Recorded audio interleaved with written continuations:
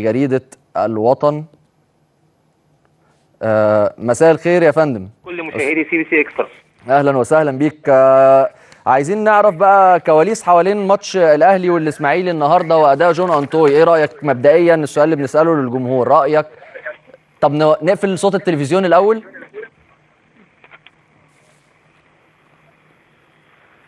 استاذ حسام. ايوه استاذ ميسره، ممكن نقفل بس صوت التلفزيون عشان تسمعني؟ بعيد يا فندم. طيب رايك الاول، السؤال اللي بنساله لكل الجمهور وعايزينهم يشاركوا معانا، وحضرتك صحفي مهتم بالشان الرياضي، رايك في اداء جون انطوي النهارده ومشاركته بعد الاستبعاد؟ طبعا يعني مشاركه جون انطوي النهارده في مباراه الاسماعيلي، طبعا مستواه يعني زي ما احنا عارفين ان مستر باسيرو كان راكنه، وجون انطوي كان لعيب متميز في النادي الاسماعيلي وكان اخذ هداف الدوري قبل ما يمشي ويروح السعوديه. طبعا النهارده مشاركته النهارده دي بدايه لعوده جون انطوي من جديد، يعني دي بدايه النهارده عوده جون انطوي لمستواه الطبيعي ايام ما كان موجود في النادي الاسماعيلي. فهتيجي تدريجيا يا استاذ حسام واحده واحده، ان اللاعب محتاج شويه ثقه، تمام. وانا على قرابه بجون انطوي لما كان متواجد في النادي الاسماعيلي. هو لعيب نفساني، هو بيتاثر يا استاذ حسام، فهو محتاج شويه ثقه، تمام. ومع عودته في المباريات هيرجع احسن من الاول، وهيرجع جون انطوي اللي احنا نعرفه في النادي الاسماعيلي. يعني الراجل فعلا كان يستاهل انه يشارك في رايك، بس ركنته طبعا ده لازم كان يشارك يا استاذ حسام. لعيب متميز جدا وهداف الدوري زي ما انت حضرتك شفت في النادي الاسماعيلي ايام ما كان متواجد في النادي الاسماعيلي، ولعيب ادى مباريات رائعه مع النادي الاسماعيلي، طبعا كان لازم يشارك طبعا. طيب استاذ ميسره، يعني دلوقتي نادي الاسماعيلي قدم شكوى لاتحاد الكوره بخصوص حكم المباراه النهارده، مع ان ردود الافعال اللي كانت بعد المباراه كانت بتتهم بعض لاعبي الاسماعيلي بتعمد الايذاء والخشونه ضد لعيبه النادي الاهلي. يعني ادينا كده كواليس الشكوى اللي قدمها نادي الاسماعيلي لاتحاد الكوره. استاذ حسام، النهارده العميد محمد ابو السعود، مجلس اداره النادي الاسماعيلي برئاسه العميد محمد ابو السعود قرر ارسال شكوى للجنه الحكام يشكو فيها الحكم محمد فاروق لتغاضيه عن احتساب ضربه جزاء للنادي الاسماعيلي في مباراته اليوم كانت امام الاهلي. طبعا الشكوى النهارده قرروا ان هم بكره في طريقها لارسالها خلاص غدا. الاسماعيلي طبعا يا استاذ حسام بيمر بحاله انعدام وزن زي ما انت عارف بعد رحيل الجهاز الفني بقياده احمد حسام ميدو. طبعا حضرتك طبعا عارف ومصر كلها عارفه الخلافات اللي حصلت بين احمد حسام ميدو ومجلس الاداره وحسني عبد ربه، وكان على اثرها رحيل ميدو وتاثر الفريق، يعني في تاثر جامد بعد رحيل الجهاز الفني.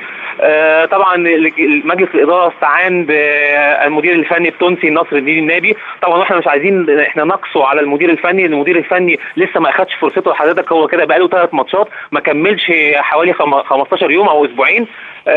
طبعا الجهاز الفني محتاج فرصه ان هو يتعرف على بعض اللعيبه، لان انا كان في حوار مع المدير الفني بيقول لي انا لسه ما اعرفش بعض اسماء اللعيبه، يعني هو المدير الفني ما يعرفش اسماء بعض اللعيبه المتواجدين في النادي الاسماعيلي في الفرقه. طبعا الفرقه بتمر بمرحله انعدام وزن. طب بما انك يعني ذكرت نصر الدين النبي، فخلينا يعني نفتكر معاك ونفكر الساده المشاهدين بالماتشات اللي لعبها النادي الاسماعيلي مع نصر الدين النبي. هو الاسماعيلي لعب 3 ماتشات، اول مباراه قادها امام النادي المصري بالظبط، وثاني مباراه مع نادي سموحه ضد نادي سموحه، وكانت المباراه الثالثه النهارده امام النادي الاهلي. يعني متساويه زي ما حضرتك طبعا عارف، 3 مباريات لا تكفي، يعني 15 يوم لا يكفي ان المدرب الفني يتعرف على امكانيات وقدرات الفنيه للاعبين ويعرف يوظفهم ويعرف يحدد لهم الاماكن. هو لعب 3 ماتشات، فاز في ولا ماتش، خسر يعني ما كسبش ولا ماتش، تعادل في ماتش واحد، خسر 2. والاسماعيلي احرز معاه هدفين، معدل تهديفي 0.7 هدف في كل مباراه، والاسماعيلي دخل فيه 4 اهداف عفوا، معدل 1.3 هدف في مباراه، وخد نقطه واحده بنسبه نجاح 11%. هل ده يرضي جماهير نادي الاسماعيليه في رايك؟ في رايي لا، طبعا لا يرضي طموحات جماهير النادي الاسماعيلي طبعا يا كابتن حسام، بس زي ما انت عارف ان احنا برضو مش عايزين نقص على المدير الفني احنا مش يعني بص، يعني عشان ما حدش يحسب ان احنا بنهاجم حد، احنا يعني مهتمين بالارقام، لغه الارقام دايما ما بتكذبش. لو عرضنا اول 3 مباريات للكابتن احمد حسام ميدو قدام الجمهور مع نادي الاسماعيلي، ميدو لعب 3 ماتشات، فاز في مباراه، تعادل في مباراه، خسر في مباراه. اهدافه مع الاسماعيلي، خليني اكمل الاحصائيات دي وحضرتك يعني عقب عليها براحتك. الاهداف الاسماعيلي هدفين، معدل تهديفي 0.7 تقريبا نفس المعدل التهديفي. اهداف اللي دخلت فيه هدف واحد، معدل اهدافه في شباكه 0.3 لكل مباراه، حصد 4 نقط، نسبه نجاحه 44%. دي مقارنه ما بين اول 3 ماتشات لنصر الدين النابي وميدو في بدايه عهده مع نادي الاسماعيلي؟ كابتن حسام، زي ما انت عارف ان كابتن حسام ميدو خاض معسكرين مع فريق النادي الاسماعيلي في بدايه الاعداد، خد معسكر في الامارات لعب مباريات وديه، خد معسكر في تونس لعب 3 مباريات وديه ايضا. طبعا كان في فرصه ان هو يعرف، هو اللي ابرم العديد من الصفقات زي مروان محسن، زي طارق جبرن، زي احمد سمير المعار من النادي الزمالك. طبعا هو كان عارف قدرات وامكانيات اللعيبه وعارف يوظفهم ازاي، واتعرف. والنهارده يعني لما تيجي تعقد مقارنه بين احمد حسام ميدو ونصر الدين النبي هتبقى لحد ما مقارنه ظالمه، لان المدير الفني الجديد التونسي ما لحقش يتعرف على امكانيات اللعيبه يا كابتن حسام، وما عرفش يعرف يوظفهم ولا قدراتهم. يعني بقول لحضرتك انا لسه كان في حوار معاه بيقول لي انا ما اعرفش اسماء اللعيبه، لسه ما يعرفش اسماء اللعيبه اللي عنده في الفرقه. ما هي يعني يا استاذ ميسره الناس عندها مشكله دايما مع فكره ان المدرب جاي جديد. هم الفرق الكبيره زي الاهلي والزمالك والاسماعيلي ما بيستنوش. الناس في الاسماعيليه النهارده متضايقه جدا من اداء الاسماعيلي، وشايفين ان الاسماعيلي كان سايب تلتين الملعب للنادي الاهلي عشان يسيطر على الملعب. انا عايز الاسماعيلي ما عملش ولا هجمه النهارده يا كابتن حسام طبعا، ودي فعلا دي باينه النهارده. يعني في افتكار للهجمات، وفي ما فيش في انعدام ثقه بين اللعيبه. وشفت انت كان في برضه كان بعض النرفزه بين اللعيبه زي شوقي السعيد ومحمد صبحي. بالظبط.